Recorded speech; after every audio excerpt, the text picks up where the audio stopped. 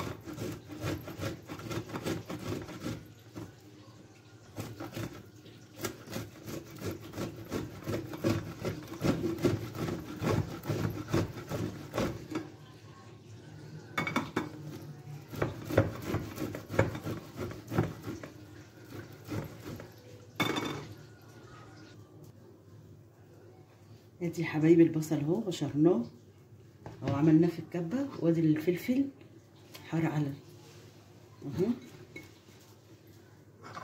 وادي الليه اللي فرمناها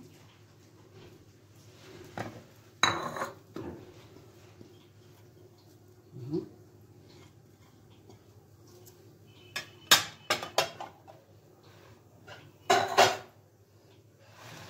وادي التوابل بتاعتي، ملح وقرفه وفلفل اسود،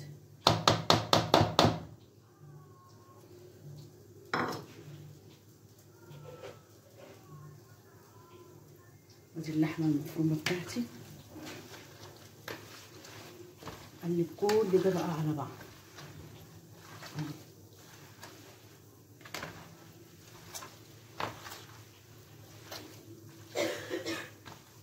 انا ما حطيتش شطه، اكتفيت بالفلفل الحار والفلفل الرومي، ويطلع معاكي احلى حواوشي. بس عشان اللحمه كانت متجمده.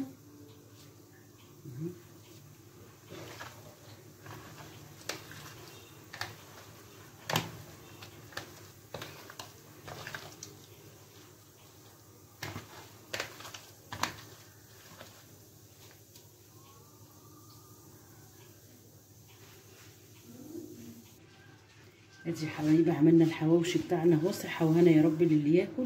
وهنعمل بقى نجيب العيش بتاعنا ونعمله، ممكن نعمله في الفرن وممكن نعمله على النار من فوق. هنشوف الطريقه برضه ان شاء الله. بصوا اعمل ازاي ما شاء الله.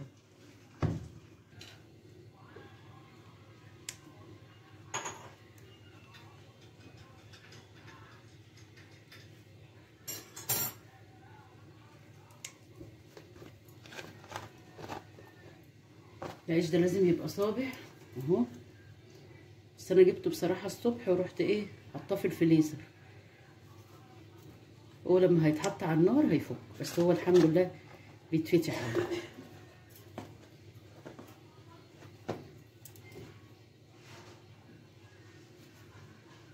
انا كده عملت الحواوشي بتاعي، ضاعفت الكميه اللي عندي، اللي كان عندي نص كيلو لحمه،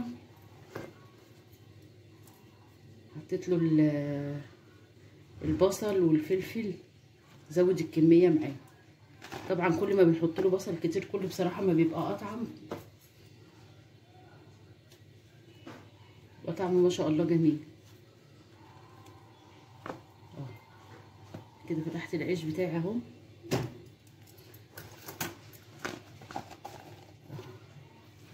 الكميه بتاعتنا كده. بسم الله الرحمن الرحيم.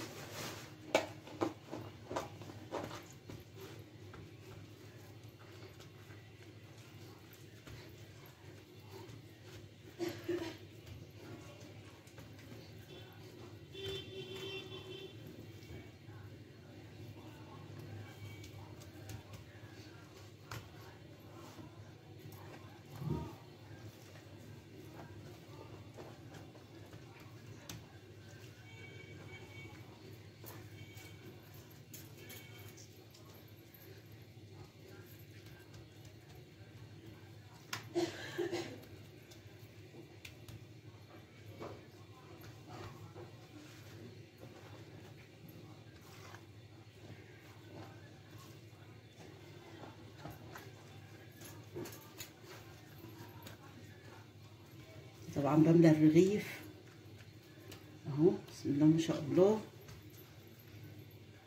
حاطه الجريل بيسخن اهو.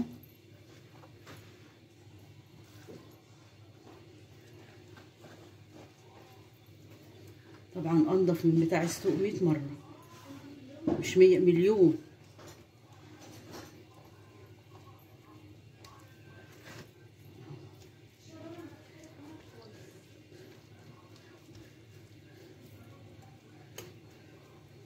عندي الجريل سخن اهو، ادهنه بشويه زيت.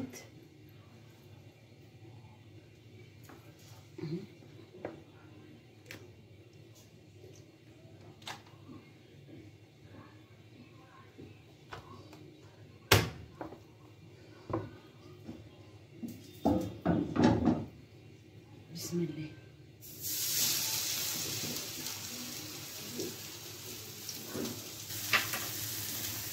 دي كده تسويه الجريل اهي.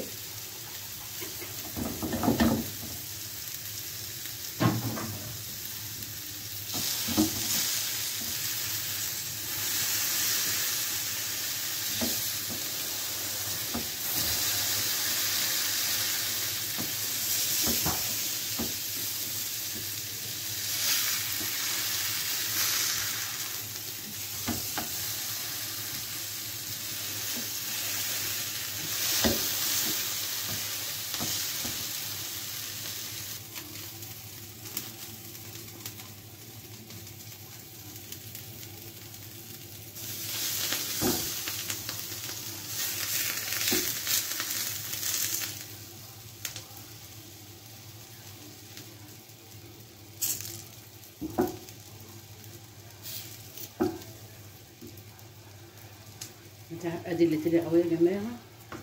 نعمل تاني عشان عندي الجريل ما بياخدش اتنين كده جنب بعض، فلازم اقص واحد اهو.